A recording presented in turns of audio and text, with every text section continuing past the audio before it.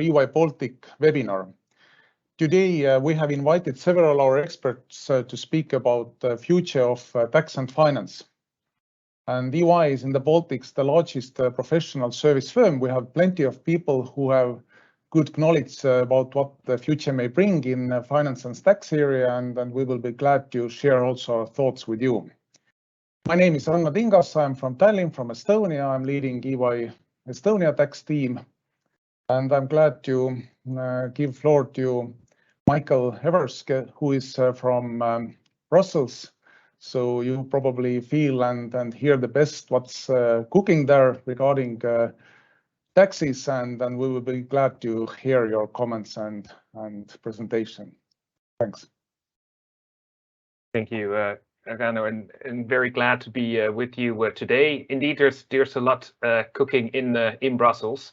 So that is why I wanted to start with a bit of background. So we will be discussing a lot of legislative developments that are coming out of the Brussels bureaucracy, as we will go through a couple of them that relate to corporate income taxation, but also beyond that, because what we will see is a lot of tax reforms beyond just the sphere of corporate income taxes. And the question we should ask ourselves if we want to understand all of these measures and how they are connected is, what is the background to all of these proposals? So on the next slide, we brought together what we call the global forces that are driving tax reform, and those are tax reform that have increasingly an angle of sustainability to it.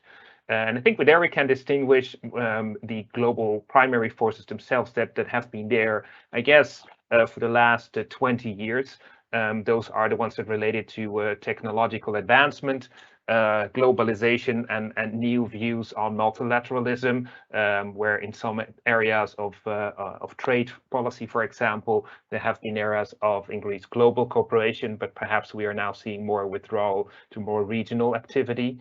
Of course, also increasingly environmental concerns, also because of some of these concerns becoming more and more clear to all of us, but also because voter patterns are changing because of new generations who are increasingly concerned about the environment and their future in relation to the environment. But also more broadly, demographic developments will have an important impact on how governments will operate, but also how businesses operate. So these are sort of primary forces that have been there as sort of an undercurrent.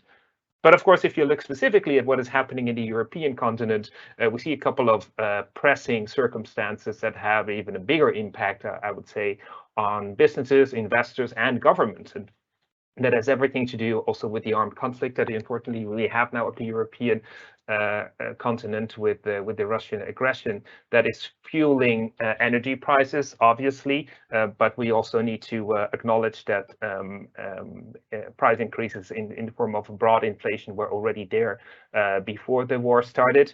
That also had to do with already existing value chain disruptions and a couple of other circumstances that have to do perhaps also again with demographics, but the value chain disruptions that are being exacerbated by the current war and the knock-on effect on the wider economy. So that combination of those primary forces and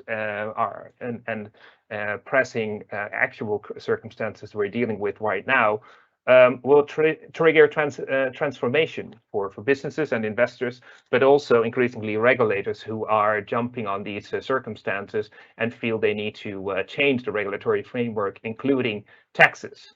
So if we take then the jump to what these circumstances mean for tax reform and for the EU tax agenda, we can go to the next slide to take that slightly deeper dive. Where we see that all these developments are in some way interacting. We are dealing in Brussels with a relatively, how shall we call it, a proactive commission that is sort of currently in the middle of its existing mandate. And the European Commission, that has the right to put forward proposals to the member states and to the European Parliament, is looking at all these developments that I just described as well, looking at some looking at some of these problems in a relatively holistic way. Think about the EU Green Deal that we also will touch upon today, and is trying to come up with packages of holistic measures And in those packages, you will see that taxation play an important role. But the EU Green Deal is obviously not the only one. Perhaps when it comes to taxes, there's a much more mundane reason to come to tax reform or to propose new taxes even at EU level, and that's simply the need for revenue. I think that the need for revenue is always there with governments, but you also see that in response to some of the emergency situations, the EU institutions have been putting forward proposals that would generate new tax or additional tax revenues, some at member states level, but going forward increasingly at the EU level. But there's more to it. You will also see that there are increasingly proposals that relate to tax transparency and accountability. And it goes both ways. It's about transparency for businesses and investors, and I will come back to a concrete legislative framework on that, public CBCR, public country-by-country reporting, but also to hold governments themselves accountable. And we had already seen that within the EU with measures to reduce tax competition between the member states and to be more transparent about member states' tax practices. But we will also see today, and I will briefly touch upon that there will be new initiative to hold third states accountable for their tax incentives. There will be the so-called foreign subsidies regulation. And of course, all of these proposals, whether it's green tax proposals, corporate income tax reform proposals, or tax transparency proposals, all should be seen in light of the broader geopolitical developments, where we see a role of the OECD, of course, when it comes to global tax reform, and we will touch upon the minimum tax proposals that are now in the pipeline. But the question is whether going forward, the OECD will be able to take a similar role beyond what we call BEPS 2.0. But let's not get into that next step now. Let's focus on where we are now with the so-called BEPS 2.0 project. So remember, the OECD is coordinating a project that is now encompassing almost 150 countries and jurisdictions around the world in the so-called base erosion and profit shifting project. That is a project that already started around 2012. Initially, that project very much focused on closing some specific loopholes in the existing tax framework, to increase also transparency, to reduce tax competition in certain aspects. And those were basically very specific fixes to very specific elements of the international tax system. Now, when that first project was completed, some larger countries were a bit unsatisfied with the outcomes of that first project. That is where some countries said, well, we still see a problem with the taxation of highly digitalized businesses, especially the newest business models. For example, where those businesses can operate in a market without having that much local presence, so without having a lot of physical presence, while the existing rules very much focus on where are the significant people, functions, and where are the brick and mortar activities of an enterprise. So as a result of that, new negotiations were opened on that particular issue, and that became the first pillar, pillar one, of what we call BEPS 2.0, the second BEPS project. That project is focusing on revised profit allocation and nexus rules to address the issues that I just mentioned. Now, that project is not close to completion. As a matter of fact, there are a lot of doubts whether the global negotiations will be successful at all. Again, we're talking about 150 countries around the table, and it's too early to say whether that project will succeed. But the other leg of the same project is making much more progress, and that is pillar two, and that is focusing on global minimum tax rules. And that is where I want to spend a couple of minutes with you on highlighting what that is all about, because those are rules that are close to adoption, either at EU level or at the national level. And that is because model rules have already been agreed in that BEPS 2.0 project by the vast majority of the 150 jurisdictions in the OECD. So what are those rules actually about? On the next slide, I try to present a sort of a summary. So what was the idea behind it? The idea was basically to say for all all the countries that are working in this project, for them to agree that there should be a global minimum tax of at least 15%. Now, if you just think that through, the first question you can ask yourself, 15% of what? So it's not only about agreeing on a rate, the 15%, but it's also about agreeing on a corporate tax base, right? And that is a little bit more tricky. What they did there, as a point of departure, they focused on your financial accounts to use sort of your financial profits as a basis, albeit with some corrections. But I think that is the most important thing to remember. It is a point of departure that is therefore defining it, or is meant to define a consistent tax base that is then calculated on a jurisdictional basis. And that is then compared with the taxes that you've actually paid in a jurisdiction. So 15% over your financial income compared to the taxes actually paid in the countries where you are active. So if we look at a stylized multinational enterprise of 4 entities, we see here this enterprise that is headed by the ultimate parent entity, UPE, in country X, and it has 3 subsidiaries in 3 different countries. Now, suppose that there is a low tax outcome at the parent level, but also by coincidence in country Z, with subsidiary B. For example, because in both countries there is just simply no taxation at all, or maybe there is a corporate tax incentive, a tax system, but there are generous tax incentives in place. So in both cases, there is an outcome below that 15% minimum rate. What would happen then? Well, the model rules that have been developed basically say the first bite of the apple would be for country X, because that is the headquarter country. It would then have to apply a so-called income inclusion rule, which is then resulting in a top-up tax. So you do your calculations for country X in any case, because we know there is a low tax outcome, and any difference between the local tax and the 15%, that is a so-called top-up that would need to be effectuated by country X with respect to itself, in accordance with the European rules, but also with respect to the low tax outcome for subsidiary B. So you do your math there as well, and you need to calculate a top-up there as well. So that would all be collected by country X for the entire group through the income inclusion rule. But it may very well be that country X decides not to introduce these rules because nobody is obliged to introduce these rules. Then there will be a fallback mechanism. That is the under-taxed profit rule. A bit complicated, but it boils down to the following. So suppose country Y is the only one introducing these rules, then country Y will pick up the top-up tax that is being calculated for country X and the top-up tax that is being calculated for country Z. So that's a fallback mechanism. Now, what the OECD was actually hoping for is that countries would actually simply reinforce their existing corporate income tax rules to prevent low tax outcomes to be generated in the first place. So that is perhaps going to be the policy response of countries, that they perhaps remove some tax incentives or increase the overall tax rate. An alternative to that would be to introduce a qualified domestic minimum top-up tax. So instead of waiting for another country to pick up the tax through that income inclusion rule or through the UTPR, a country itself could just make sure that the minimum tax level is reached. For example, country Z here could decide to introduce such a qualified domestic top-up tax.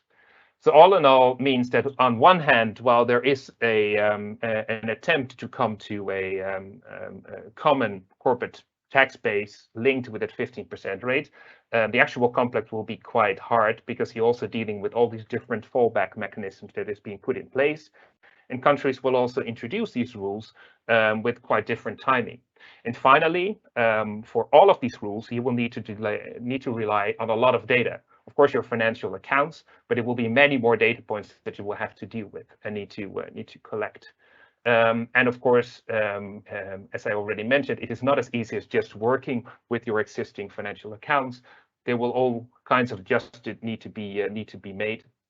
So what you're basically looking at in your tax department is an entirely new tax system that comes on top of your existing corporate income tax system. So there's a link, right? Because you test your existing corporate income tax obligations against what has to be calculated for that 15% minimum tax. So it's really an add-on to your existing tax obligations. It means for your tax team to be compliant with that tax system. Perhaps not only in the country where you're headquartered, as I just mentioned, perhaps not only in country X, but perhaps also in other countries, depending on whether they have a claim with that. So hopefully, as I said, the taxes will be as streamlined, as much as streamlined as possible, but there will be deviations. So the devil will be in the detail. On top of that, the OECD is also working on another fallback mechanism, and that is the subject to tax rule. That would be a rule that is to be implemented into tax treaties. Because the rules I was just explaining would be rules to be implemented through domestic tax laws, and the subject to tax rule, however, would be introduced through tax treaty changes, and would basically have the role of a conditional withholding tax. And conditional withholding tax that will get you to a 9% nominal tax rate. So that is the whole construct in a nutshell. Again, those have been developed as model rules. Those have been taken forward also by the European Commission. And we will see that on the next slide, because what we see there is a long road that the Brussels machinery is traveling on. So these rules that I just explained for the domestic law changes were developed by the OECD, but then immediately taken by the European Commission and turned into a proposed draft directive published on the 22nd of December 2021, with the goal to come to an agreed directive at EU level. And because we're talking about a so-called tax directive, that always requires unanimity in the EU. Now, has unanimity been reached? No, so far Hungary is using its right to veto it. So Hungary is the only one currently against it. There were also prior objections by, for example, Estonia. We might refer to that later. But that whole adoption process has been a bit of a bumpy road, and so far it doesn't seem that Hungary will change its position. But I should also stress that this whole process of adoption is a two-lane process. So we have the high-level adoption at ministerial level, where we have this difference in view. But it's important to know that the technical work has been finalized. So at the technical level, the negotiators for all the 27 member states agree on the text. And why is that important?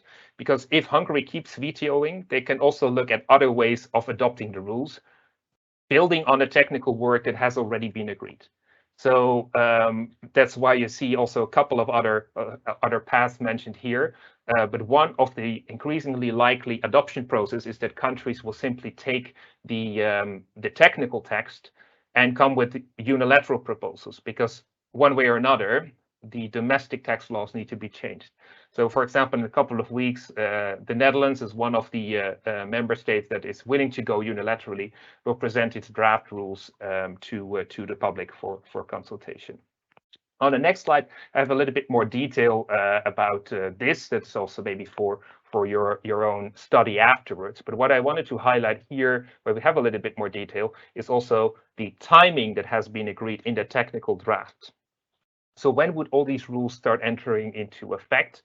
Well, basically as of 2024, but only for that income inclusion rule. So only if your parent jurisdiction has adopted those rules, they would start applying as of 2024. For that fallback mechanism of the undertax payment rule, there's a 1-year delay, and then we're talking effectively about 2025. Also, interesting to note that although the OECD had developed the model rules, the EU decided to make some amendments to these model rules to ensure that the rules would be compliant, in particular in light of the EU freedoms. And that is also why purely domestic groups would be subject to these rules, because the European Commission felt that otherwise there could be a form of discrimination between cross-border groups and purely domestic groups. Now, we could go on and on forever, which is what we shall not do, because we have dedicated discussions and webcasts on this topic as well. But what I wanted to highlight again is the position where we are. the technically agreed text, the question whether at EU level they can come to adoption, for example, because Hungary would then change its position. And as I said, countries stand ready to move forward with the unilateral proposals. Proposals by the governments, of course, but then these proposals, the draft bills, basically, would go to the parliaments, and it will be interesting to see what the parliaments will think about it as well, because the introduction of these rules has many implications, also in terms of competitiveness. It has revenue implications, but it also has huge implications for you as businesses and investors, also from a compliance perspective. Now, this is also why the OECD and also the EU are still looking at some relief measures. They refer to so-called safe harbors. Those are still under negotiation. Some of them would really make the application of these rules a lot easier. But it is not clear whether those negotiations on relief measures or safe harbors will be successful. And if they're not successful, the introduction of the rules is still as scheduled here on this timeline. So this means also between now and the introduction, there's not that much time to get prepared. So I think that's an important a message to remember. Another measure I wanted to convey today is on the next slide, because what I just mentioned was also an attempt from the European Commission to just translate those OECD rules consistently into EU law. But the European Commission is more ambitious than just implementing the Pillar 2 rules of the OECD. That is also because the European Parliament and the large member states are pushing for additional measures. So there is more in the pipeline. Some things have already been put in place and might be reinforced. So if you just purely look at measures that relate to reducing tax competition and reforming corporate income tax, you see a couple of others. So you do have here that Pillar 2 directive that I mentioned, but what the Commission is also planning to do is to propose that multinational groups need to publish their effective tax rates as calculated in accordance with the Pillar 2 framework that I just touched upon. In addition, there is also the existing Code of Conduct on Business Taxation.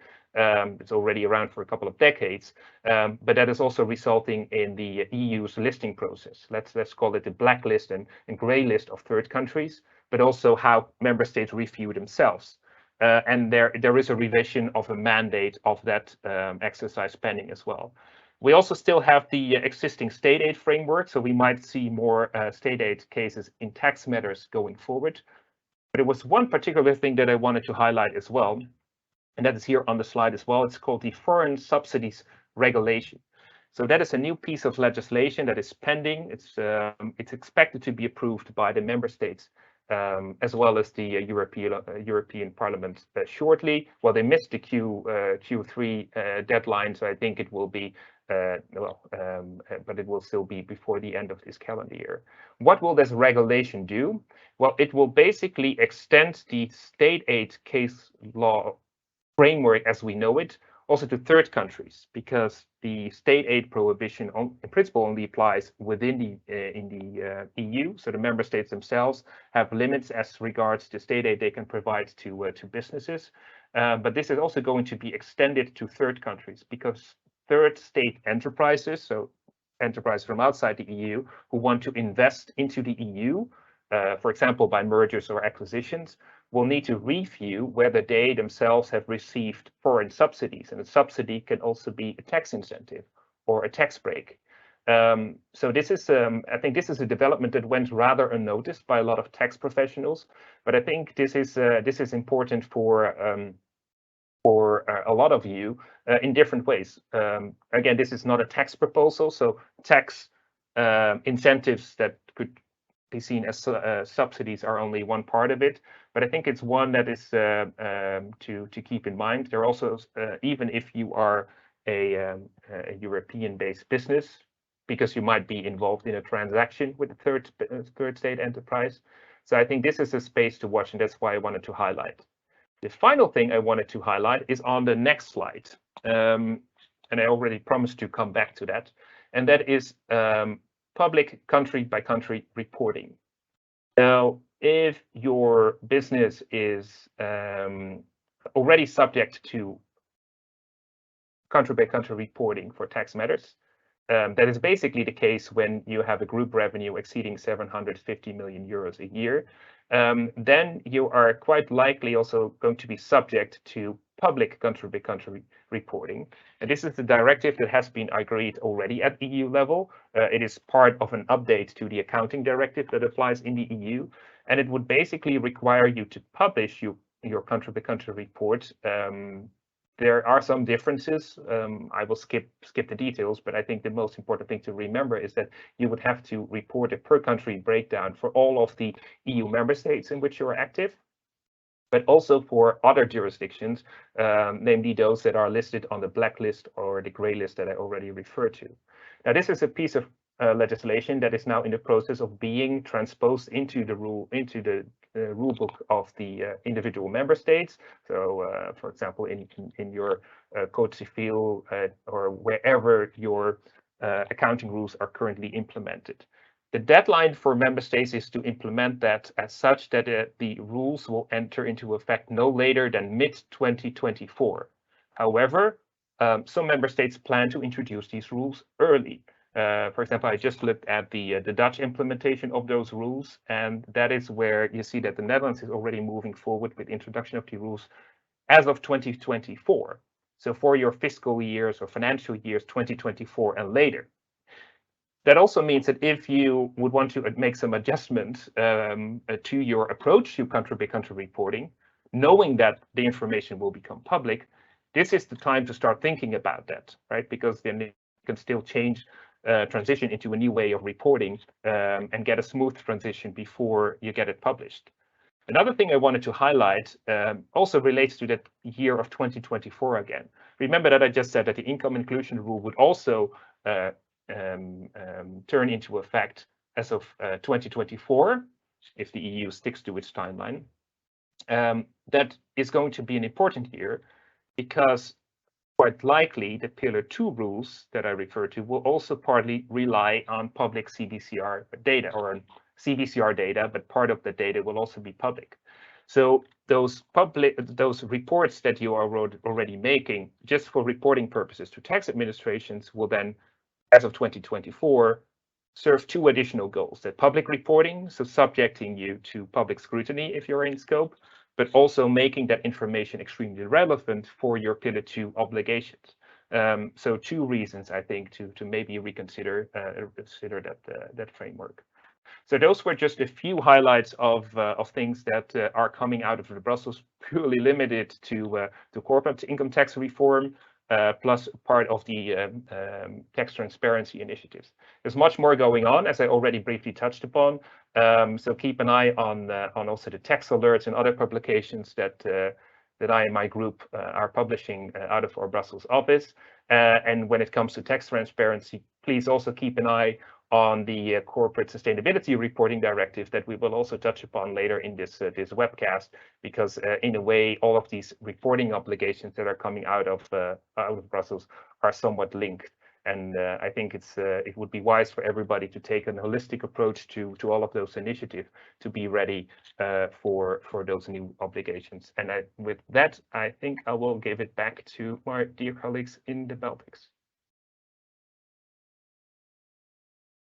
Thank you, Michael. It was a very good overview. And if somebody from the audience has any questions, then please do not hesitate to write those into Q&A section of this Teams live event, and then we will get those and we'll try to answer. But now we would like to speak a little bit about what's going on in the Baltics regarding BEPS 2.0 and global minimum tax. And I would like to ask our UI Latvia tax partner, Ilona Butane, please comment what's going on in Latvia. So let's start. Thank you, Rana. Yes, I will have pleasure to continue on Latvia. So what is going on here? We, together with Estonia, having very specific taxation systems that reflected in directive proposal for BEPS 2.0 implementation, called like eligible taxation systems. And because of this uniqueness, I would say that many of our clients already acknowledge the comprehensiveness of the rules and looking on what is going on. Also, Latvian tax authorities, they are keen on all the developments that are happening in Brussels, also in US. We have a group of dedicated tax professionals working at the Ministry of Finance, providing a position paper during this year on the particular position what Latvia have towards all the directive proposal that was already described by Mike. And where we are now, so the news from US are expected. As I see, it is very likely that the particular initiative will go on. Also from European perspective, we see that everything moving on, and it is very likely that Hungary will be in. And what we see then from the perspective how to implement and how to develop our legislation, then it might be quite fast moving process. It is why it is very important to understand where you are now, what is your group, whether you qualify as a multinational group of the company, being a parent or a subsidiary within the qualifying group, and the respective rules are applicable to you. What does it mean, our Latvian corporate income tax, specifics how your particular company paying that, what it means for you, should you plan dividend distribution, how you will be impacted if no distribution will take place. In the directive proposal, we have a 4-year period where you have to control your dividend distribution. After that, you might be forced to pay global tax after 4-year period. And if you look on how our clients and colleagues, how they evaluate this particular proposal, then they looking on what is their particular situation. They are looking what is a global solution, will it help them to resolve their particular situation, because if it is a global group, so it is very unlikely that they will have good expertise on Latvian specifics of application of BEPS.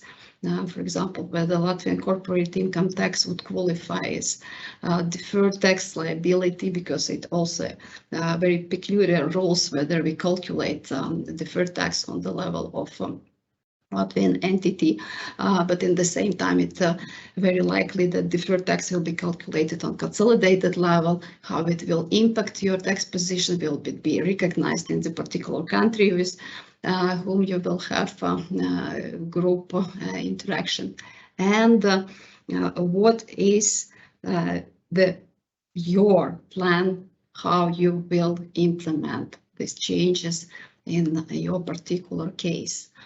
So pretty much it is about Latvia.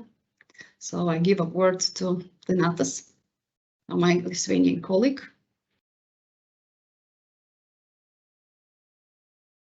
Thank you, Ilona. A couple of words about the situation in Lithuania. I will start with the fact that we are lucky here because we have a traditional corporate taxation system, contrary to Latvia and contrary to Estonia. So most probably the directive will be implemented quite straightforwardly, and we do not really expect some significant deviation from the wording that is currently in the directive. On the other hand, we have quite silence from Ministry of Finance. I just yesterday spoke with the representatives, and they confirmed that they are not going to publish the draft rules before the directive will be implemented, meaning that the Lithuanian taxpayers that will be impacted by these new rules will have really narrow window to implement these new requirements.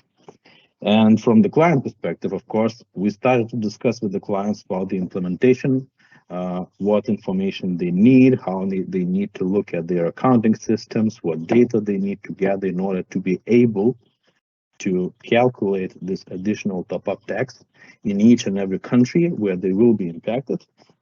And frankly speaking, back in January and even in December, the activeness of the clients was quite at a very high level.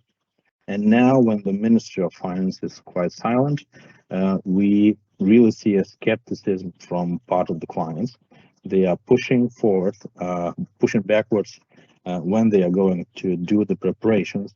And therefore, basically, we need our Ministry of Finance to be more active in that because, as I mentioned before, the number of data points that the clients needs to collect, and the peculiarities of the directive, the details where the devil is hiding, those are really big amounts of the details. So narrow window to implement these rules to be prepared is not beneficial for the clients and for all the taxpayers in Lithuania. And I guess if we compare Latvian, Lithuanian, and Estonian number of the entities that will be impacted, I think in Lithuania we have close to 10 Lithuanian headquartered companies that will be headquartered groups that will be impacted. So it's a quite significant number. And of course, there's a huge number of subsidiaries of international groups that will also be impacted directly by these new rules. So there's a need for the Lithuanian taxpayers to get to know the rules, to understand how they are going to implement those. And of course, if we look at the Lithuanian groups, the rules of the Latvian tax system and Estonian system are also very important because Lithuanian headquartered groups are very much involved in business in Estonia and in Latvia. So about the Estonian, probably Rano, you will say a couple of words. Yes, thank you, Donatas, and I'm glad to comment also from the Estonian point of view. So at first, we can be glad that this global minimum tax will not destroy or kill our current corporate income tax system, which is this untraditional based on profit distributions applicable already since year 2000. So this will stay. That is what also Estonian Ministry of Finance has communicated. And during those negotiations around this global minimum tax, Estonia tried to get as many years as possible for the time to distribute profit. So as we know, then it ended with this 4-year rule. So companies have 4 years to distribute profit and pay the corporate income tax to avoid tax payable at the headquarter level. And this is rollover period, this 4 years. And probably those multinationals who are present in Estonia, they need to decide how this will affect, and definitely some planning around is needed. Unfortunately, we don't have any draft law yet, and because we have only few Estonian parented groups which will become subject to this global minimum tax, then Estonia could delay application until 2030. But what I've heard from the Minister of Finance is that we don't plan to do it, but rather like wait until the directive will be applicable and then also introduce our minimum tax rules to allow that companies know what's the playing field. And Estonian Minister of Finance has published frequently asked questions about global minimum tax. So this gives some guidance how they think, what they plan. So this is definitely useful reading for those few Estonian headquarter groups that will be subject to this global minimum tax, but also those hundreds of Estonian subsidiaries who will be affected because of the size of the whole group, and in some other country they will be subject to this global minimum tax. So I think that interest in Estonia about this global minimum tax is increasing. Also, this high interest in this webinar is, I think, some evidence that hundreds and hundreds of companies would like to hear more about it, and and to really understand whom this will affect and how to prepare for this if this someday will hit in. But I think that this is probably all about what's going on in Estonia regarding this topic. If you have more specific questions, then all of us are ready to comment further. But I would like to give now floor to Ilona Butane, who will continue to speak about taxes, so how the taxes will impact remote work. So let's hear about it. Thank you, Rana. So nowadays, we have very many cases when we work with colleagues that are not present in our country. We continue to work with them successfully, and we also have employees that join us from other countries, and how to sort it out, how to understand what is going on from the taxation perspective. Do we have tax risk or not? So all these questions shall be answered. From the perspective of new working models, we have situation that we have very many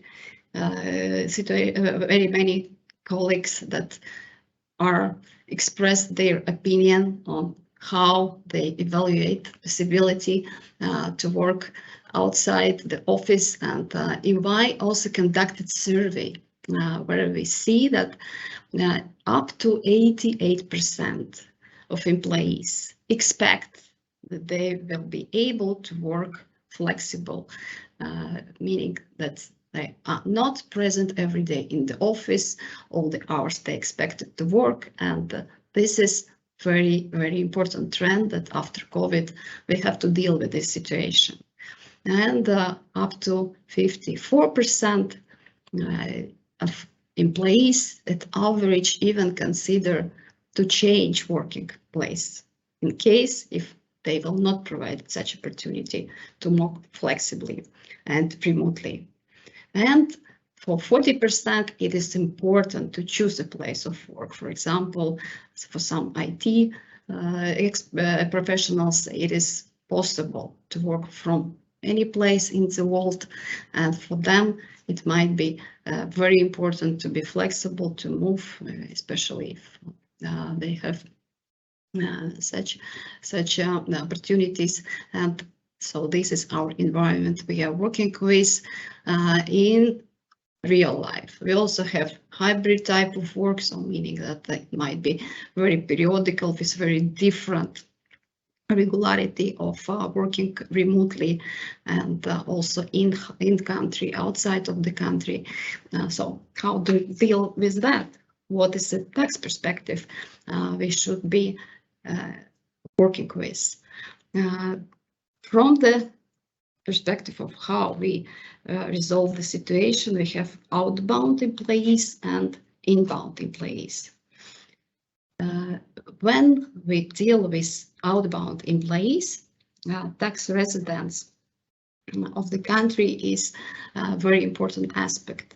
We usually evaluate very many factors like work and compensation system, immigration requirements, different risks related to permanent establishment, whether particular company have to register permanent establishment in other countries, if some of the employees working outside of the country, and the residence of the employees might be also double residence, administrative duties, illness of employees who will pay for recovering of the respective employees if they are working abroad, and any insurance cases.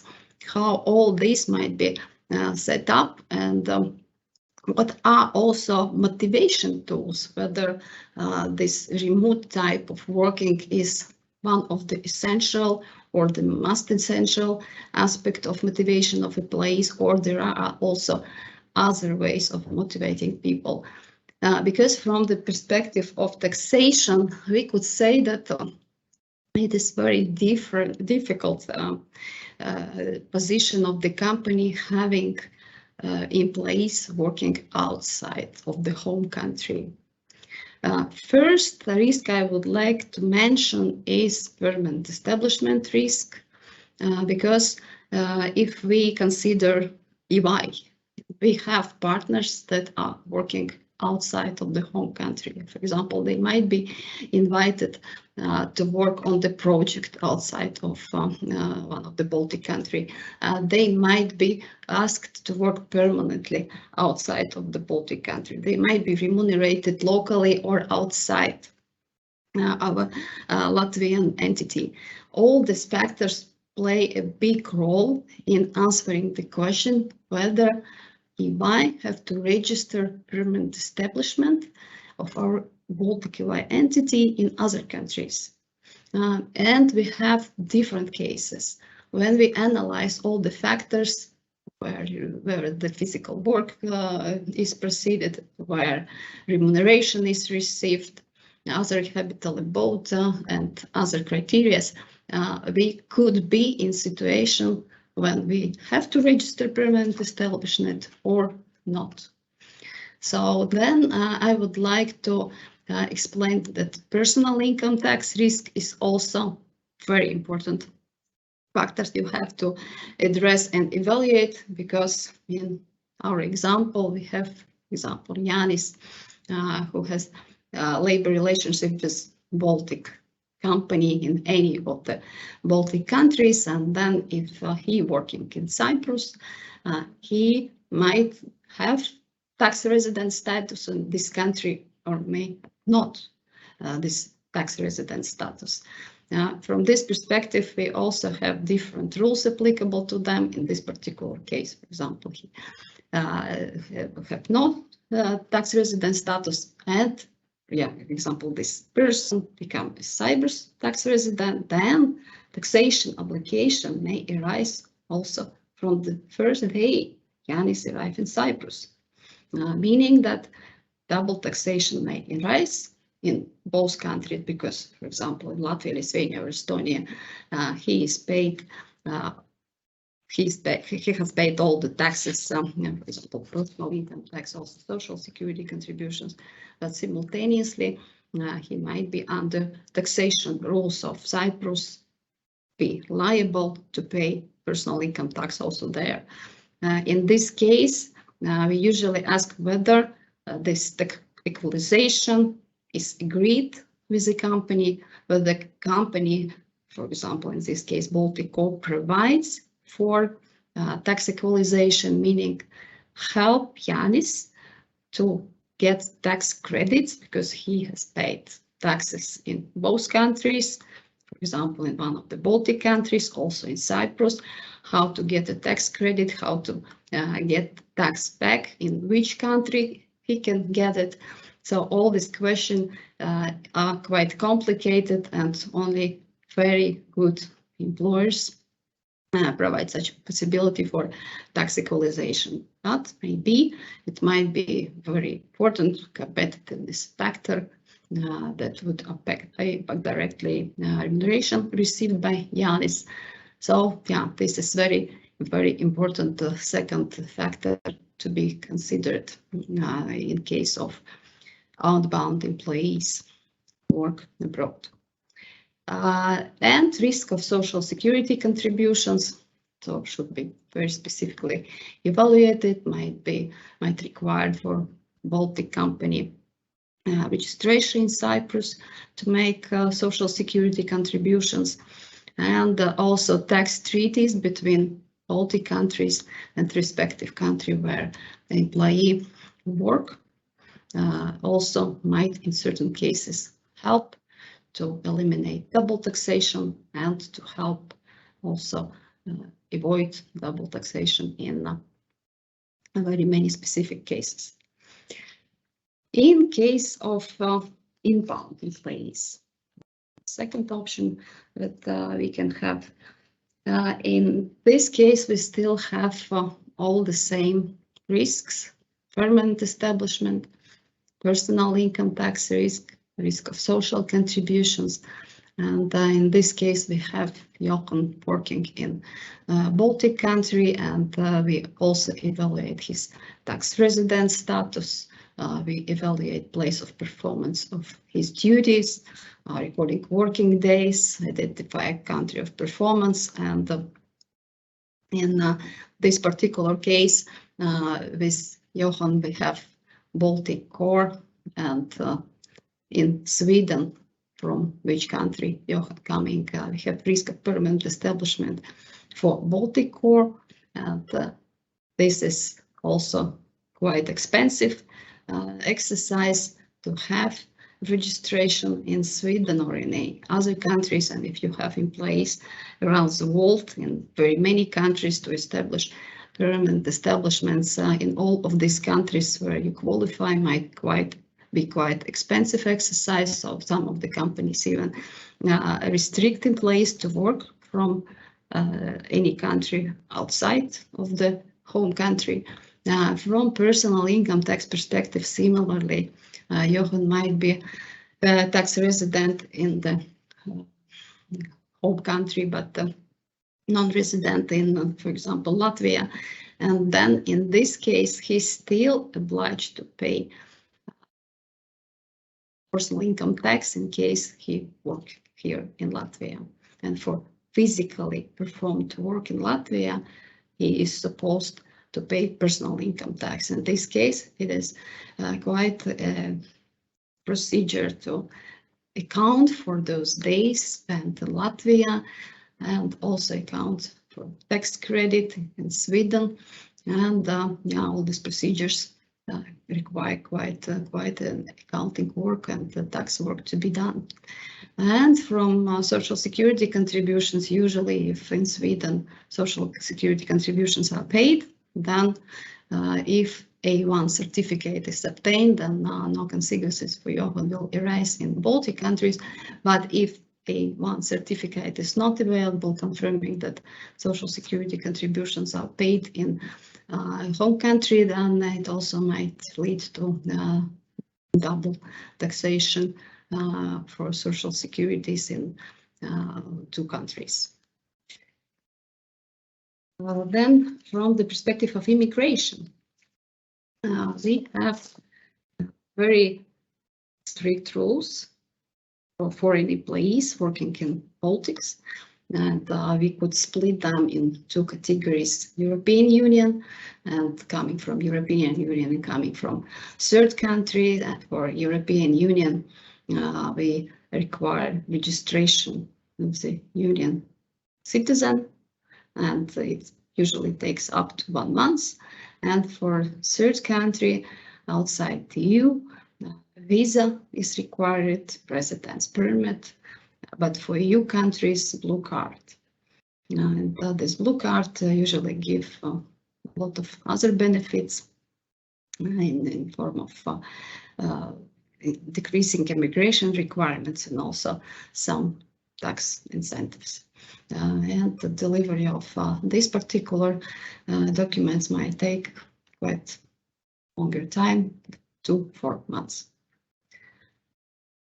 Yeah, and what is also new for us in the Baltics, we have introduced in Estonia and Lithuania digital nomad visas that help different individuals to work and receive salaries and benefits outside Baltics, but work remotely from another country. For this, specific procedure is established that is quite simplified. It might be available for any individual. In Estonia, it is not limited to any country, but in Latvia, it's limited to OECD countries, and holders do not have rights for citizenship or permanent residence in EU, but this possibility to work in our country without receiving any remuneration exists now. From the perspective of taxation, we still should apply inbound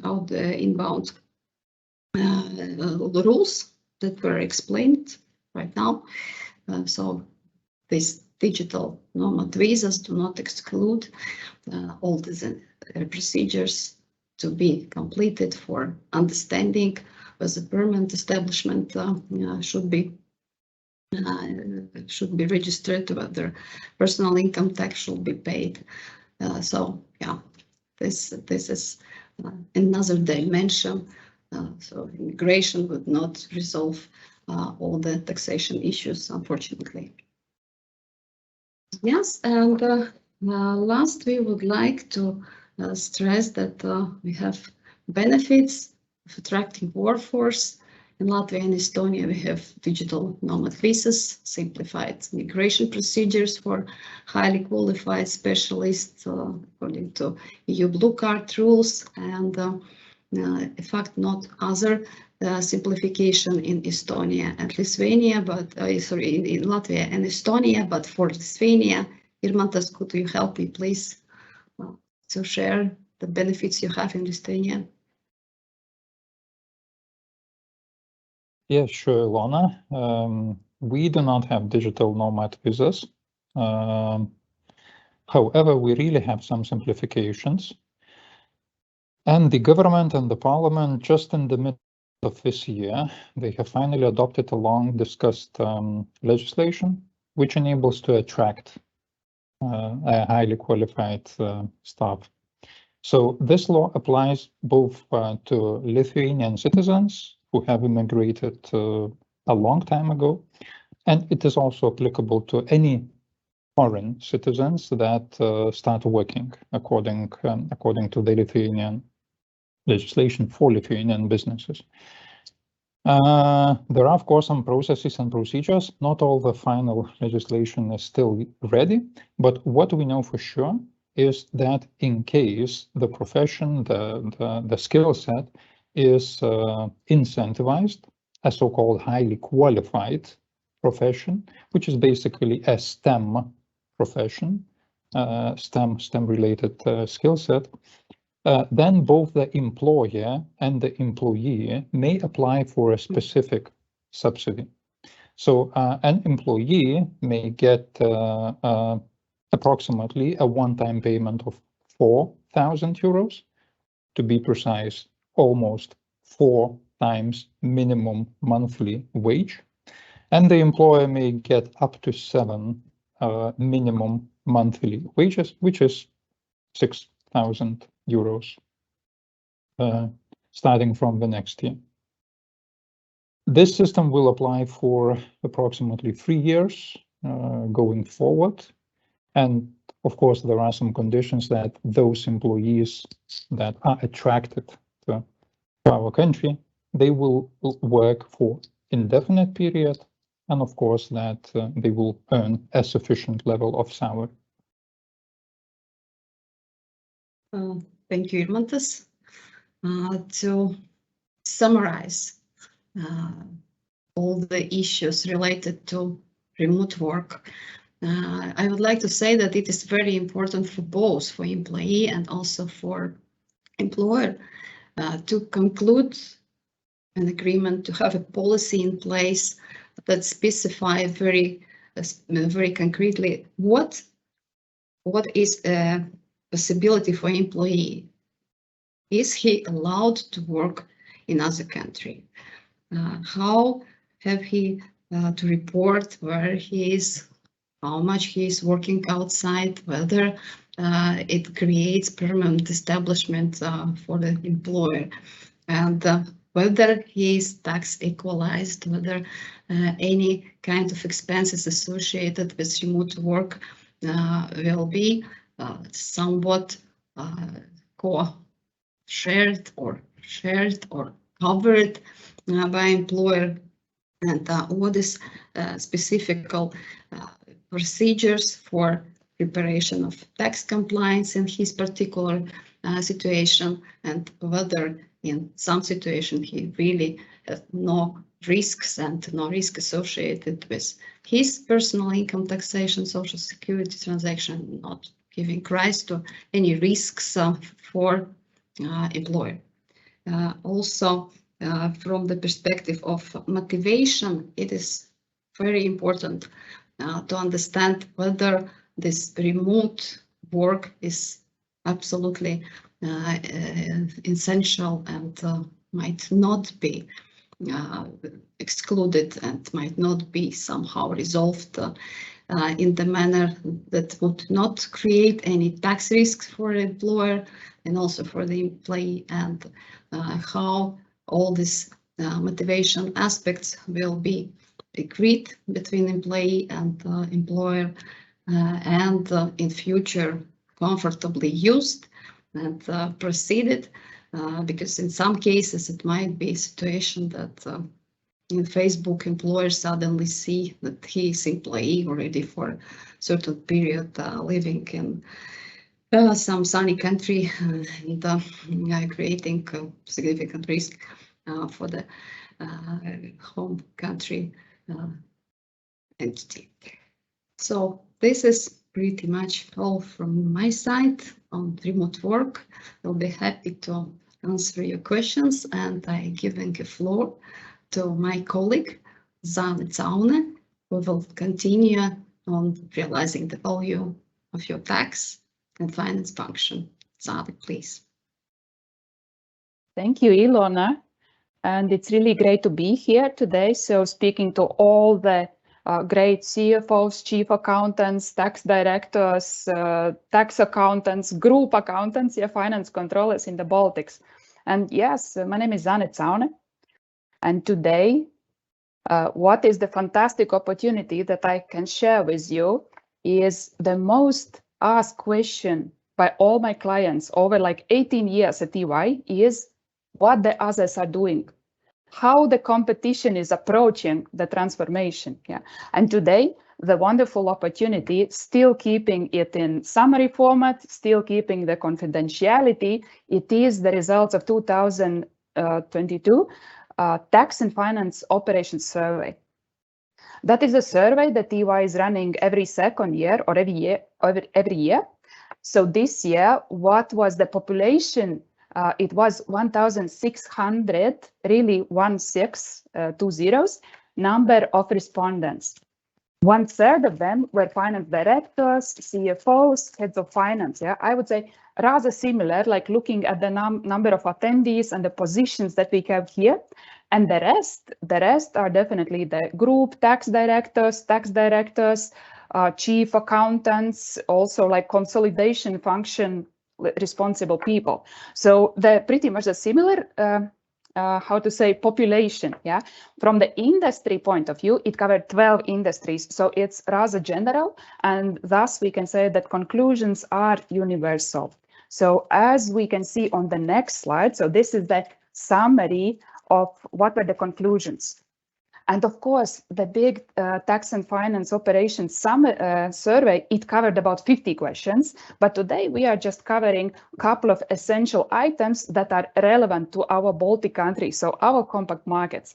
And of course, it will be touching about talent. What do we need to do? How to be prepared for the future of tax and finance function? The technology, all the challenges that technology is bringing and what are the solutions, and of course the cost.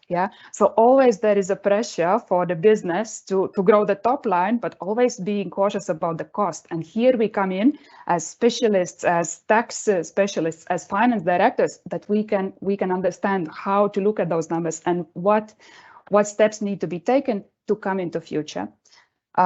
Yes, and of course the regulatory changes as well, as you see, ESG and the green taxes. But the two predominant conclusions that are universal to all of us, so 84% of those 1,600 respondents are changing their tax and finance operating models. So it's the whole redesign of profession and how we are delivering and basically protecting the business from all compliance and regulatory risks. What is even more interesting, 69% is a plan to have a major ERP upgrade, or in the next 2 years are looking to rationalize the number of instances.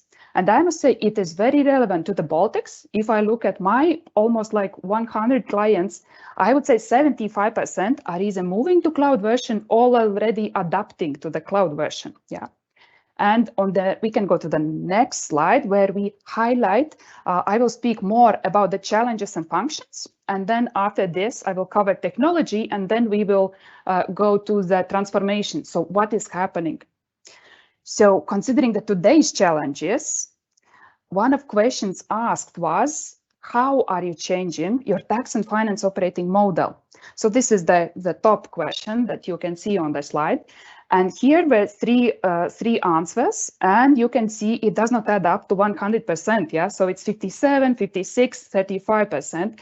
So three predominant changes that are happening. So first one is really centralizing through in-house shared service centers. A lot of our colleagues globally are doing that. So it's 57%. Then also co-sourcing. So co-sourcing really from a trusted provider, co-sourcing the technology and the data. Yeah, so really the whole process. And of course, driving the increased automation. So what does it mean? That also in the Baltics, very likely, it's not just one answer. It's a combination. Yeah, either we centralize, we see how we can optimize, even if we have 3 companies or 5 companies or sometimes 20 companies, yeah, that are headquartered here in the Baltics. So this is about the solutions, what the others are doing. And what is to me even more surprising, if we look at the bottom of the slide, so what is the biggest barrier to really achieve the finance function's purpose and vision?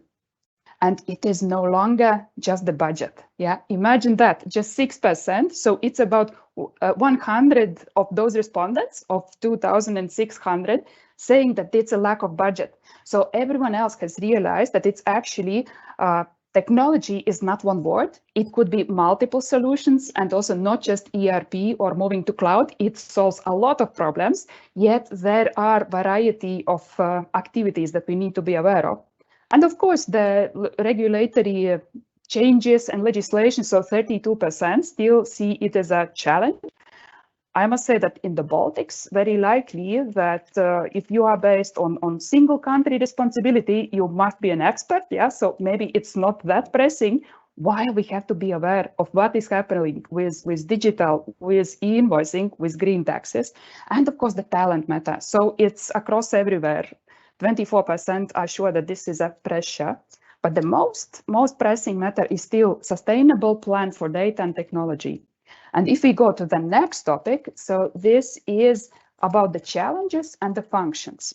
Yeah, and on the left-hand side, if you look at the circle diagram, so the question is posed to all the respondents: to what extent you believe that not just the tax technical skills are important, but the way how we are dealing with data, yeah, how we are building up the process. So as I must say that it's 95% have realized that it's no longer about what we are doing, but how we achieve the result. Yeah. And on the right-hand side, the question, how much time does your finance department spend on those activities? And of course, it is very easy to say that just four items to choose from, yeah, but really to look at appropriate amount, that is self-evaluation, or not appropriate amount. So 77% are still confident that finance planning and analysis, we spend appropriate amount of time. Even the transactional processing, yeah, what is typically rather popular to outsource, it's appropriate amount of time. Yet the controllership, what is emerging trend, like half of respondents believe it's appropriate, half believe it could be even more to achieve the future vision. And let's move to the next topic that is going more into what is routine, what is strategic. So here also it is evaluating whether we spend appropriate amount of time and maybe we should spend more, yeah. And here, of course, what is reflection from me also coming from the very compact markets of Baltics and being based in Latvia, yeah. So all of us are doing sometimes work that is composition of both, like finance function, managing the team, being aware of tax news, and really reacting to everything. But we must be very hardworking people in the finance field, in the tax field, because we still believe that we could even work more, yeah, to spend appropriate time. And yes, what is coming out of the global TFO survey, that 95% of respondents are allocating the focus from the routine to strategic. Yeah. What does it mean? That communication with stakeholders becoming more and more valuable and more important. And of course, the tax planning and risk management and strategic partnering with the business. So this is the trend, like moving from routine to strategic. Yeah. So let's move to the next topic that starts the technology. So really just one word, what is actually combination of matters. And as we see on the ERP slide next, ERP instances and upgrades. As I mentioned before, from my local insights of almost 100 clients, 75% are going through ERP implementation. Either it's rollout globally, either it's Baltic decision, either it's headquarter decision, or it's just a decision that we have to move to the next version. Yeah. So here on the left-hand side, you can see that the average systems per company, it's 4.6 ERP systems. And this is not speaking just about accounting system as such, yeah, or the budgeting templates we use, yeah, or planning templates. It is really a number of different versions of SAP, of Oracle Financials, Microsoft 365 Dynamics, or the others that are very popular here in the Baltics, yeah, and each instance is a separate system. And what does it mean? If you are sure that your organization is using just one ERP system, so you are far ahead of the curve of what is happening globally. Well, what is also relevant, that probably this is a signal that there are many organizations that have been growing by acquisitions. And of course, if you acquire a competitor and there is a different instance, so you get more instances of ERP, and you have to make sense how to come up with tax reporting, how to produce the audit data. Yeah. So, but of course, it's always valuable to show to your bosses, to the leadership, like CEO, the C-suite, basically the commercial organization, what is the complexity of finance and tax function. So 4.6 is the average. If you are having just one, great. Then on the right-hand side, which is the stage. Yeah, so you also, of course, you can measure internally, knowing whether you are planning a major ERP upgrade, as 37% of this 1,600 international other CFOs, tax directors, and controllers and chief accountants, or you are looking to rationalize. But it looks that really very few ones are already living in the cloud, so having all the benefits of the cloud, but the rest of us, we are moving there. So as we can see into dive in on the next slide, it is mentioning variety of instances, not even instances, but concepts. Yeah.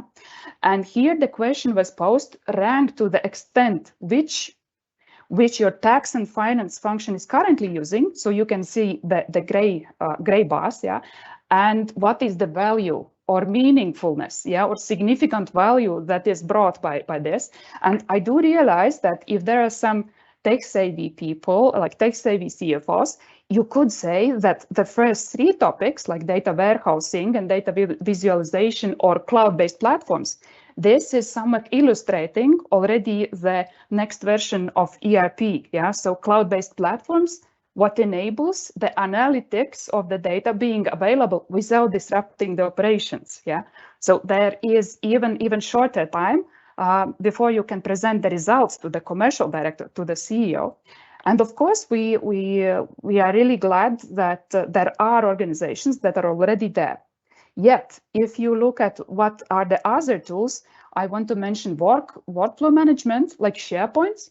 It has been becoming predominantly important because of hybrid work, because of COVID, and the trend will probably continue. And it's even surprising that 22% are using extensively, but it is believed to bring so much value as 38%. And last but not least, so automation, the very bottom bar, so artificial intelligence and robotic process automation. And they do realize that probably this should be looked into more detail. While what is amazing, that those of us who are still in the process of rationalizing the number of ERP instances and are still having like different systems to connect, still robotic process automation is there. It is helping with the data transfer, and so is the AI.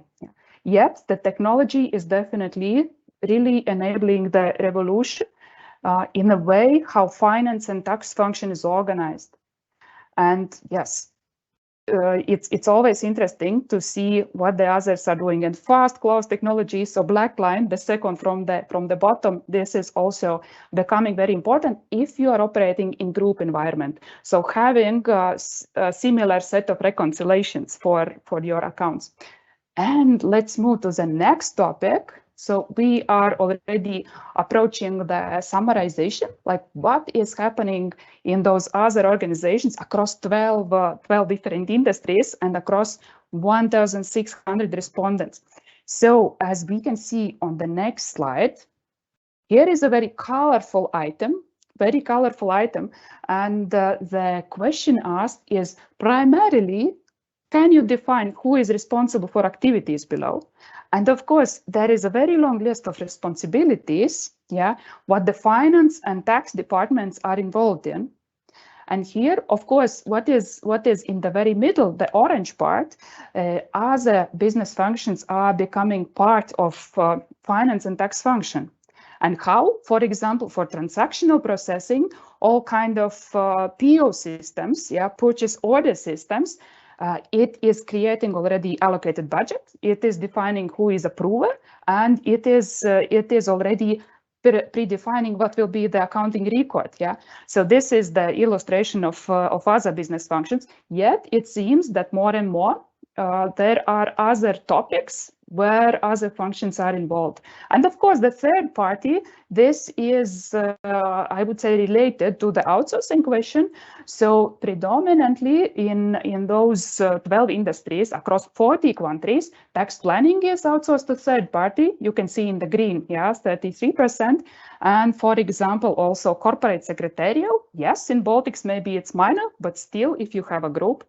And of course, income tax provisioning or direct corporate income tax compliance, that is around 35 to 33%. And if we are looking at the tax function, of course, some of us here in the Baltics have to really compact all like tax compliance, following up on what are the news, like how to implement it, how to deploy SAFT, already what is happening in Lithuania, but still there are a lot of functions. They're primarily, like for tax planning, of course, the tax director is responsible, or CFO here in the Baltics. Yet I must say that if we are comparing the finance function and the tax, so there are actually not that many overlaps. If we compare the top 5 functions of tax, this is tax planning, income tax provisioning, VAT compliance. This is primarily responsibility of tax. And what is unique that here in Baltics, sometimes there is 1 person or 3-person department that has to cover both, that all the tax compliance part, tax planning, as well be primarily responsible for the finance. You can see on the bottom, the five bottom part of what is the nice color, it's probably violet color. So for statutory reporting, all kind of transactional processing, of course, it's by finance, and as well finance planning and analysis and controllership. So there are not so many overlaps, but we must be much more productive in the Baltics if we have to combine those serious roles in 1-person competence, or even like 3-persons department covering 20 different countries. And let's move to the next topic, because what is one of the solutions? The question asked is who is currently outsourcing and who is considering outsourcing. And here, of course, there is a lot of list of various topics, including the same financial planning as well tax planning, that is to the top end.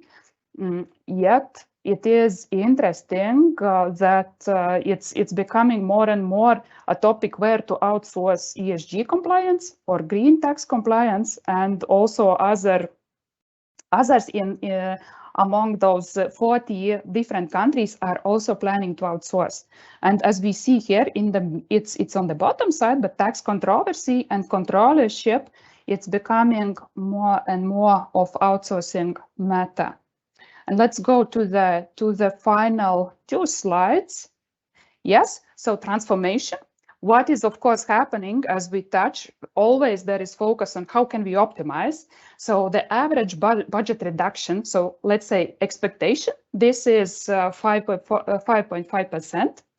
What is comparable to the Baltics? Of course, here is company size by annual revenues. Yeah, so very likely most of our businesses are falling into the first 2 bars. Yeah, so 500 million. So really the relatively smaller scale. Yet what is important, still the leadership or the board is pressing for optimization. And what is the next topic? It's not simultaneously. It's simultaneously happening, but it's not at the same moment. Yeah, and over the next 2 years, what can we expect? Of course, we can expect that still everyone will have work. Why? Because there is a lot of happening in both in finance and in tax sphere. And of course, the question is, what will happen? Where we will have decreased time spent and where the time will increase. And as we see that basically all kind of public reporting and non-financial sources of value, the time will increase, and we are not ready probably, but we already anticipate. So 80% is considering this will increase, as well all kind of workforce culture diversity, and of course the global tax policy and controversy, like 66% to increase. Of course, the climate and environmental issues, and today also we will speak about green taxes. So to wrap up, what is happening on also on the Baltic level, and let me walk through from the left-hand side, starting from the talent. So 95% state that technical competencies are being augmented with the process. Yeah, so it's no longer about what we know, but how we do. Then 37% lack this sustainable plan for data and technology. And this is the biggest barrier. So no longer the budget is the biggest barrier, and still 87% are planning to reduce the cost of the finance function, and 95% are relocating cost from routine to strategic activities. And what I would like to conclude with is the regulatory change.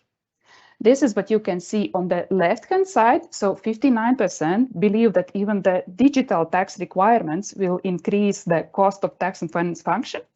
For us here in the Baltics, it is very likely to be ESG topics and the green taxes as well. And it depends how digital we are, how we respond to that. But let me conclude with this and to give the floor to my colleague Irmantas Misiūnas to speak on what is happening also in current economic landscape. Thank you.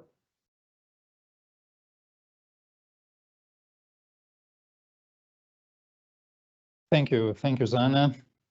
Yes, let us move forward with the green taxes.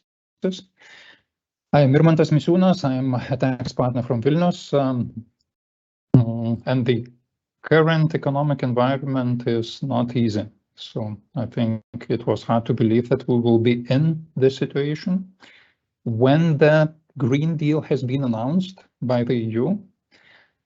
And I would like to start with probably saying why. So why we need to discuss the green tax topic today.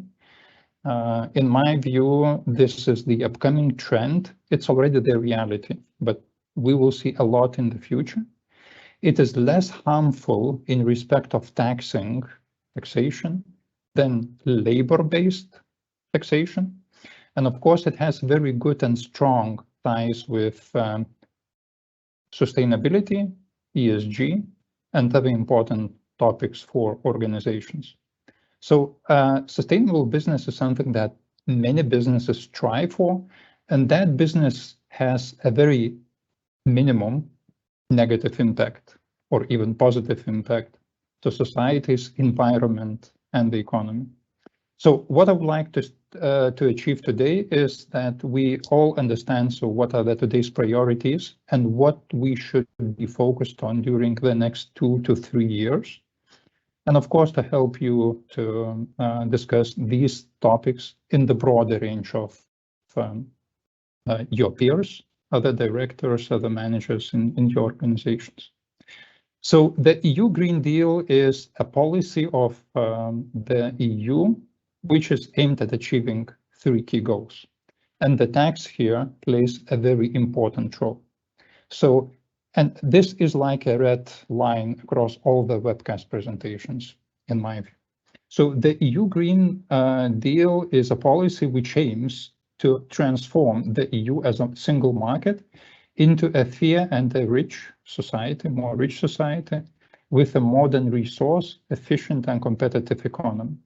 It also aims to make the EU the first climate neutral continent by 2050, and it aims to reduce the carbon emissions by 55% till 2030. The next key 2 dates that we will need to focus on is 2023 and 2026. So let us dive into the next package, a more specific package on the next slide. The EU legislative proposals, which is called the Fit for 55, has been announced during 2021. It is the package consisting of 17 different proposals, and you will see that the tax-related ones are basically red colored. Yeah, we do follow all of these proposals, and we think so how the business will be impacted, so how the business will need to react to those proposals. Okay, so let us look then at the indicative form of how the businesses should react. On the next slide, you see several areas. So from my perspective, the package Fit for 55 will have 4 direct impacts to the businesses. So firstly, the EU will issue many new regulations. EU and the local governments will need to issue regulations to which the business will need to adapt. Then the EU are thinking about the pricing measures. Most of them are fiscal one, so new taxes, new charges, new fees, various fees, but some of them are also non-fiscal. We have heard that the principle of cap and trade, where you can trade with goods if the price is under certain cap, is already being discussed. The third element will be incentives. The policymakers understand that without a strong support, that transformation will not happen. The business will not be incentivized. Thus, in terms of fiscal incentives, we will see many tax exemptions and many compensations that the businesses should look for. At the same time, from non-tax perspective, subsidies, different loans, financing facilities will be available as well. And finally, the fourth element is the disclosure and reporting. So without that, again, that would not work. If we look then on the next slide on the ESG pillars, you will find that a tax director has quite many items to follow. And the green taxes, the environmental taxes, of course, they fall under the environmental pillar of the ESG framework. The green taxes primarily speak about the carbon pricing, about the plastic packaging and waste fees, emission trading system, new carbon border adjustment mechanism. But what is important for all of us to know that under social and governance pillars, not only green taxes play a role. There are some personal taxation, corporate taxation matters that are equally important. And if you would talk to the ESG rating agencies, you will identify that every agency has a tax aspect to judge on. Just the weights are different. So the MSCI agency basically takes 8% of the overall rating as dependent on the tax aspects. Okay, if we move forward,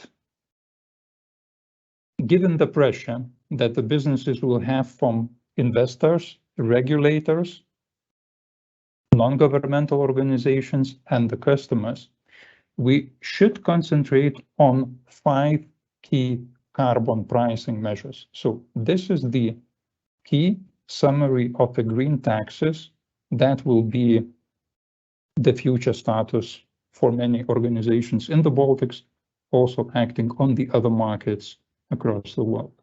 So I spoke about the regulations and the pricing taxes. So emission trading system and voluntary carbon markets may be called as regulatory measures, whereas carbon taxes, carbon border adjustment mechanism, and energy taxation is purely a tax-driven measure. So I suggest that you keep the eye on these 5 topics. And I will speak in greater detail about the emission trading scheme and the carbon border adjustment mechanism, just because they will be the first and the most novel to the whole of the supply chain. The energy taxation is a very important topic. I think we simply will not have sufficient time to speak about that.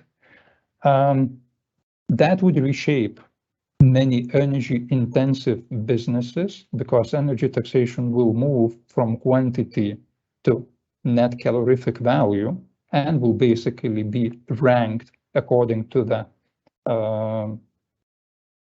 let's say, ranking of a fossil fuel. But let us concentrate on those 2 key tax measures, as I said. If we sneak peek on the next slide into what is the global overview that we have prepared, you will see that different measures in different markets, currently in green dot, they are already implemented differently. The yellow, which contributes what is considered to be implemented, again, they vary. Thus, it would be fair to say that different markets, they differently react to the same environmental and transformational challenges. The EU, UK, Canada, US, those big markets, they are the leading ones. Going forward, on the next slide, we try to map, and I really like this slide, what would be our view, EY view, of how the supply chains, industrial manufacturing supply chain, as an example, is impacted by all of these new legislations, new green taxes. So the red ones are tax related. The other colors, they are coming from the other areas which you saw several minutes earlier. So you will see that starting from one end till the other end, basically the tax element has its footprint, just for different players in the supply chain. This will work differently, starting from the CBAM to energy taxation to ETS and so on. If we look at the first, on the next slide, at the first element that I would like to dive into more details, it is the emission trading system. So this system currently is already applicable to quite some businesses. And of course, currently it applies to high emission industries, really big installations which pollute and emit large amounts of CO2. So currently 30% of the emission trading certificates, they are granted for free, whereas the 70 should be purchased on the market. The ETS system works in a way that the governments issue free of charge certificates depending on the benchmarked emission levels to different installations. And if installation is within the limit, then it may offset its CO2 emissions with free of charge certificates. If they save some of those certificates, they may sell it. Let's say for the other installations who are in a deficit situation.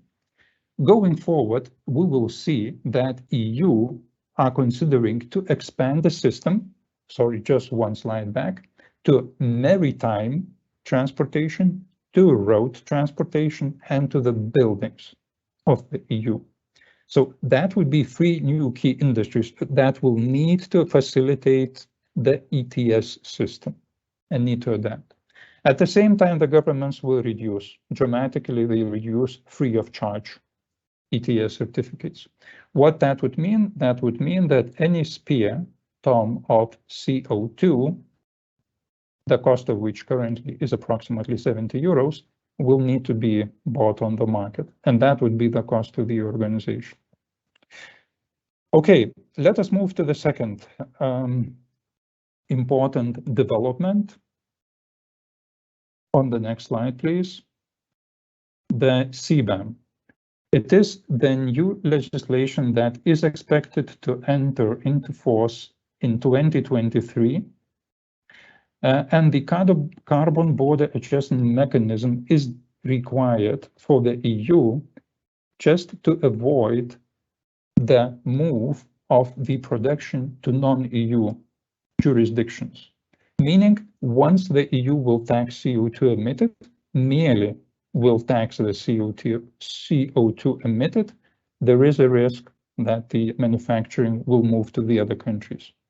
In order to avoid that, on the border, the CBAM mechanism will be implemented. And that would basically mean that any importers will need to calculate how many CO2 emissions or greenhouse emissions, speaking more generally, is in that product that is imported into the EU, meaning that there will be no sense to manufacture a product within the EU or outside of the EU. That would be based on the actual emissions that have been made in order to produce the product. Or, of course, the importers may go for a default values, which will be set by the EU Commission, as it is quite difficult in certain situations to calculate how many CO2 was actually emitted. The system will kick off in the transitional format, starting from 2023. However, the fiscal effect will start from 2026. In the initial stage, starting from next year, it is expected that the businesses will need just to report how many CO2 was imported. And then, starting from 2026, the real tax will need to be paid. Again, the rate or the price of CO2 imported into the EU will be equal to the ETS value. Currently, it's 70 euros. Okay, and gradually, the free CBAM certificates will reduce, and in 10 years, there will be no free allowed CO2 importation possible. All of CO2 will be taxed on the border. And finally, let us look at the most important pressure points for a tax function, for a tax director. For the purpose of this discussion, we have identified 6 areas where a tax director should focus his or her attention today. From the perspective of the environmental taxes, of course, the key challenge and the key priority would be to understand the impact of the green taxes to the business, to monitor the developments, and to model, because there are alternatives to pay the tax or to invest into the technology. From data and technology point of view, of course, we will need to collect more data, more new data, which was never collected before. And of course, from the ERP perspective, that should be handled as well. From transparency perspective and the ESG reporting perspective, it's not only filing the tax returns or complying with the CBAM reporting requirements on the border. It's also about the advising the business, because the impact to the business will be monitoring. In respect of incentives, I really suggest to monitor that and to look for those incentives, as it is really a very lucrative element. It's like a honey that the governments are offering. At the same time, please do not forget that the rules and the legislation is written right now. So voicing in the area of a tax policy, discussions with governments, authorities, and so on, is again beneficial to the businesses. Okay, so I think to summarize, I may tell a final word before I give to my colleague Yanis and Natalia, is that at EY Tax we really keep the eye on these developments, and we may help you in various forms. It may be the awareness session where we plot a general impact to the organization. It may be very specific impact assessment, or that may be a more specific advice in respect of what the company would really need to do in order to get the incentive or to get a proper draft law position heard by the government. So thank you for your attention. That was in the nutshell, the key point. And Yanis and Natalia, please tell us, so what our clients should report going forward. Thanks, Irmantas, and good afternoon to everyone on this webinar. Indeed, it is my pleasure and honor to take over and have the chance to talk about Corporate Sustainability Reporting Directive jointly with my colleague Natalia. Let me kick off by just saying that I am the partner in charge of climate change and sustainability services for EY Baltics, but many years ago, I started out as a financial auditor at EY in the Baltics as well as in Luxembourg. So this topic of reporting, disclosures and gathering the data and presenting it to the stakeholders, this is very much close to my heart. So with Natalie, in the coming 20 minutes, we'll try to shed light on this new directive, on what exactly is required and how businesses should be responding to these new requirements. Going to the first slide, please. Let me just say a few words on ESG and why it is important, not to repeat what Irmantas and colleagues were already presenting, but still to make a few points. So ESG obviously consists of the three different topics, the E, the S, and G, and why it is not at all a trivial exercise. This is not just because of the complexity in terms of the different criteria, standards, and data points, but also because of the inherent trade-off. So, for example, when we look at the E and the S, there are oftentimes clear and obvious trade-offs. So on one hand, while we are thinking about the social dimension of making sure that the society, the quality of life of the society is improving, at the same time, it can happen that the environment is badly damaged, and so this is kind of the trade-off that we have to always balance out. And speaking of the governance pillar, which is the third pillar, the obvious issue is that the boards of the respective organization, the company, they might be incentivized to go after short-term profitability at the cost of not just long-term profitability, but also at the cost of the impact again on the society at large, on the environment, and so on. So we will come back to this multiple times in the coming slides. The inherent complexity and the trade-offs in sustainability and ESG topic is what drives a lot of let's say a lot of stress, but also a lot of excitement in terms of how to tackle this topic in the best way. Moving on to the next slide, please. I would like also to mention what we call the EY long-term value framework, which essentially disaggregates long-term value creation into 4 different pillars or drivers, one being the customer value, so how the company is bringing value ultimately to its customers, people value, and this is all about the employees of the company, then the societal value, so how does the company give back to the society, and what are these hidden externalities, including the environmental ones. And last but not least, it's the financial value. So here we talk about the kind of the profitability, the financial side of things. As you will note, some of these boxes on the slide, they are in green color, representing the environmental dimension of ESG. Some of them are pink or reddish. So this is the social dimension. As you can see, it's all over, from customers to people to society.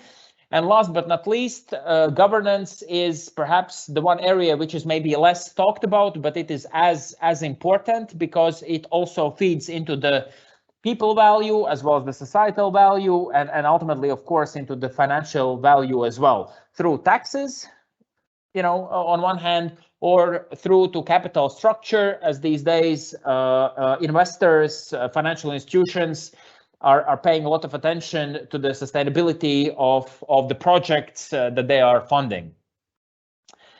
And now that we have kind of reintroduced the topic and its complexity and significance, let me pass the floor to my colleague Natalia, who will then set out the key requirements of CSRD, starting with the historical perspective of where does this come from.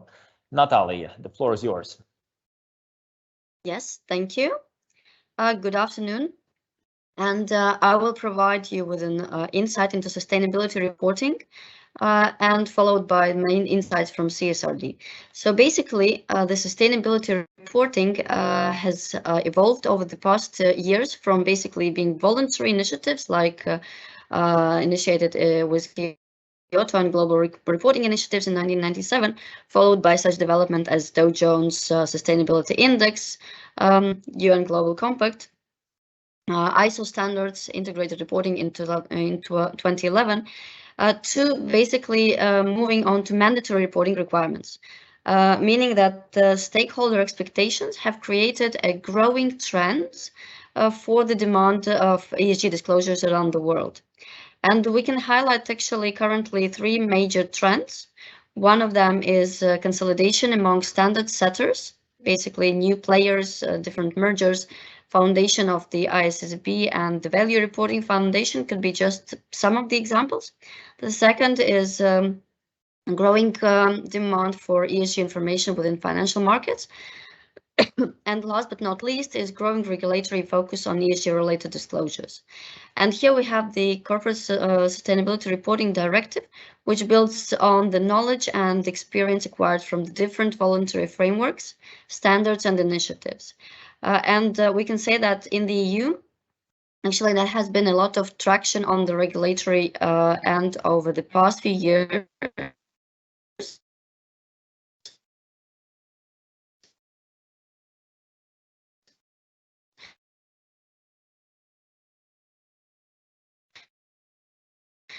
Reassurance in some countries as well. And so now in 2024, the companies will have to issue their first reports based on financial year 23 in terms of, in order to comply with Corporate Social Sustainability Reporting Directive.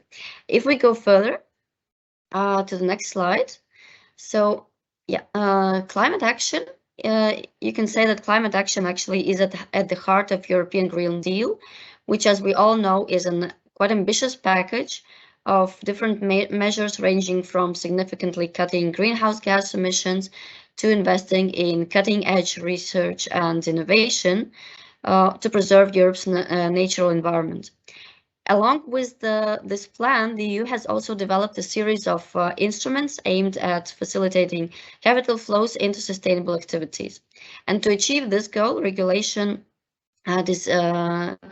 designed to provide information on sustainable activities to the financial markets have been developed.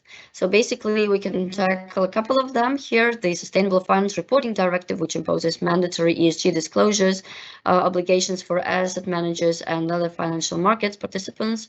with substantive provisions of the regulation already in effect from last year. Then we have the EU taxonomy, which is a classification system establishing a list of environmentally sustainable economic activities, which could play an important role helping the EU scale up the sustainable investment and implement the European Green Deal. Then there is European Single Electronic Format, which is electronic reporting format in which the issues of EU regulated markets shall prepare their annual financial reports. Another very important aspect is the European Single Access Point, which aims to make data more accessible to investors, and it will provide a single point of access to public financially and sustainability related data about EU enterprises and investment products. And the last, well, basically the latest development, which is the CSRD, which covers all relevant environmental, social and governance elements, and aims to increase investments in truly sustainable activities across the European Union. Moving forward to the next slide, let's have a look what companies will be subject to CSRD. So basically, we're speaking of approximately 50,000 companies across Europe, which will be required to disclose sustainability information. So basically, all the large companies which have which have to exceed 2 of 3 thresholds.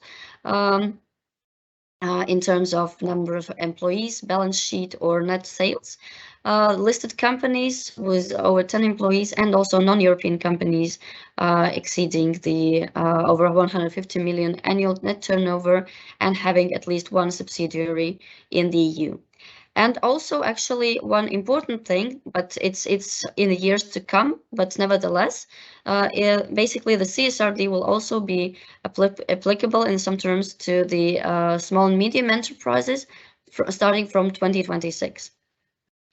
And on the next slide, we can see the CSRD implementation timeline. So as soon as it gets approval on the EU side, basically, which has to happen quite well in the upcoming dates. So basically, the transposition of the directive will launch. And in the meantime, there are 2 important sets of European sustainability reporting standard packages, which will come up in 2023 and 2024. And already in 2025, we will see first reports published on based on 2024 data, having the limited assurance as well. And further on, since 2026, the directive will also apply, as I mentioned, to the SMEs. And starting from 2030, or 6 years after the CSRD being enacted, it will also require reasonable assurance. This leads us to the next slide, where we can see the CSRD main reporting requirements.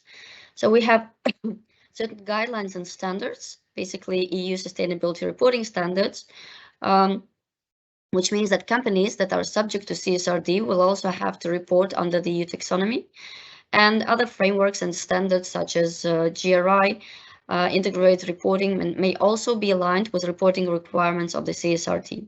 So basically, what information are we speaking about? Basically the environmental, social, and governance information must have to be reported, especially on the corporate strategy and the forward-looking information, and also retrospective information. There is also a very important aspect under the double materiality, under which companies are expected to report the impact of the company's activities on the outside world, as well as external impact on the company's value creation process. And in terms of assurance, the limited assurance will be required, as well as digital tagging will be introduced. So this was in brief regarding the CSRD, and now I would like to give floor back to Yanis. Thank you, Natalia. Essentially, that was the overview of the CSRD applicability and the implementation timeline and the key aspects. Now let's speak a bit about how to respond to these requirements and what does this mean in the kind of the real life daily reality of businesses in the Baltics. And let me start with the first element on the slide, i.e. the responsibility. While in the past, when we were talking about financial accounting, so annual accounts, financial statements, it was the management who was in charge of making sure that the reports are complete, accurate, free of material misstatement. Now with the CSRD, it will be the Board of Directors Audit Committee that is essentially, the Board of Directors or Audit Committee that is in charge of making sure that the sustainability reporting is again complete, in good quality, and the right level of assurance is applied to the information that is provided to the stakeholders. Moving on to strategy, then previously, it was all about the definition, so setting out the company's strategy across everything that the company does. With CSRD, what comes extra is monitoring across specific KPIs and KRIs, so key risk indicators, which are developed by the company, and then they are calculated, kind of measured and monitored over time, and then of course reported as part of the sustainability report. In terms of the risks, so financial materiality, or taking into account all the let's say the things that can impact the financial performance and position of the company, that was always part of kind of the accounting and financial reporting world. But now with the concept of double materiality, it is also about the impact. So also what the business, what the company does to the environment, to the society, to the kind of the world at large. So it is quite important to distinguish these both directions. So it's not just about what can happen to the company and what are the different financial consequences, but also how the company is impacting everything else. And then how does it translate into the interests of the different stakeholders around the company. Accordingly, and I think this was also touched upon by Irmantas, so collection of data, so non-financial data describing these different dimensions, different sub-dimensions, etc. It will require investments in technology, in new processes to make sure that, first of all, this data is identified. Secondly, it is being updated on regular basis. It is in good quality and can be audited in terms of the audit trail, in terms of the evidence to be provided to the auditor of the sustainability report. And this again will be quite important going forward. And finally, as Natalie pointed out, ESRS, or the reporting standards, are currently under development. There are certain drafts which have been published for the attention of stakeholders, but over time it is expected that they will be kind of finalized, nailed down in their final form.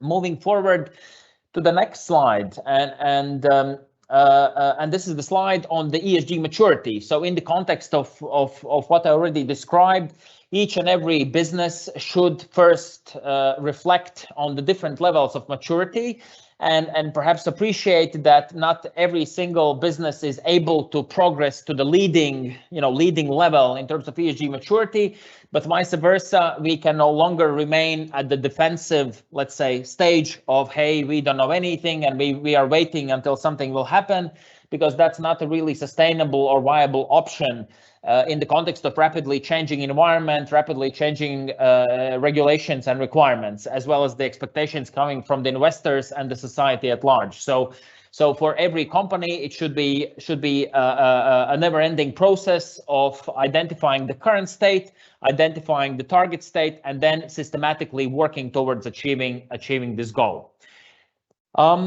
And here I would like to essentially go into the summary. To the next slide, please, to really reflect again on what is important in the context of the CSRD, which will come into the force quite soon. So just to highlight some of the key elements. So first, identification of the relevant data points and converting them into the right KPIs that will then become part of the sustainability report. Secondly, due diligence on the supply chains. So this is super important to look at your vendors, look at your suppliers, and understand how do they fit into your, let's say, sustainability posture. Moving on, risk management. So all of this information also impacts the company financially. So risk management is something that needs to be revised and adapted in the light of the information that is available on ESG and sustainability. And last but not least, so when it comes to assurance, limited assurance will be, let's say, this baseline requirement of CSRD. And of course, we have quite a number of clients who are asking for limited assurance right now. So it will be important for the companies to decide when do they want to start, and perhaps there's some pre-work to be done before the first full year of the audit, etc. And moving to the final slide of our part of the presentation, some of the other questions to consider is, again, does the company need a so-called gap analysis to understand how ready they are for CSRD? Is everything in place, or is there a clear vision, clear direction to get ready? Secondly, again, it's the double materiality. It's not just about the financial impacts on the company itself. It's also what the company essentially does to the environment, and it can get tricky. It's about the board audit committee engagement, and it's about the assurance, so limited assurance or reasonable assurance of the respective sustainability reports. On which note, I hope that this part on CSRD was as relevant as the other parts, and I think we are ready to summarize. So I give the floor back to Ranno for a summary, as well as responding to questions with our answers. Ranno, please. Thank you, Jaanis and Natali. Yeah, indeed, we have covered all those topics we wanted to discuss with you today, and now ready to answer a few questions. There are not hundreds of questions, but rather few, and those questions are mostly related to tax and finance functions. So maybe, Sana, you can pick the question and read it and comment. Yes, sure, Ranno. So the first question was about e-invoicing, yeah, and asking like, why is still paper invoice necessary in terms of looking at the future of the finance function? And of course, it is how to stay consisting of multiple factors. So one thing is to which country like do you represent? And I must say that actually the digital format of data or even digitized invoices are relatively like well accepted in the Baltics. If we compare ourselves with Polish or other like former countries that we were together in a different legal structure, yeah. But what is very important, like we are consultants, yeah.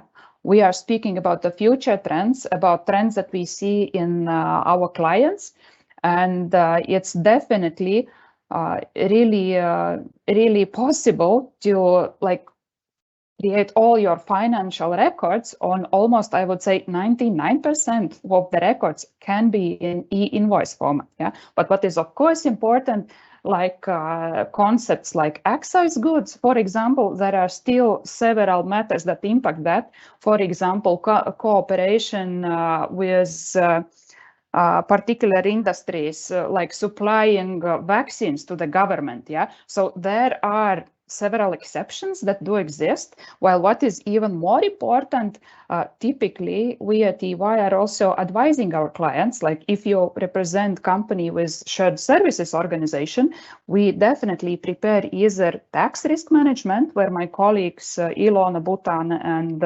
Ranno Tingas for Estonia, yeah, and also Irmantes and Donatas, they are advising the clients how to deal with those e-invoicing matters. Yeah, and what is definitely the case that sometimes the business is leading the way with the electronical, with digital format, and only then the legislation adapts. Yeah, but still predominantly it is it is possible to have e-invoices. And if you hear otherwise, so it might be related to excise goods, to business trip records. Some exceptions still exist, but it is already existent. Like digital accounting, it's existing in our countries predominantly, if we compare with others. Yeah. So this was the first one. And then what we had, what are the benefits and limitations of artificial intelligence? Yeah. And we had a discussion with Ilona on the background. Ilona, would you like to comment on what are the benefits and what are the like minuses of using AI in tax and finance function? Yes, sure, then.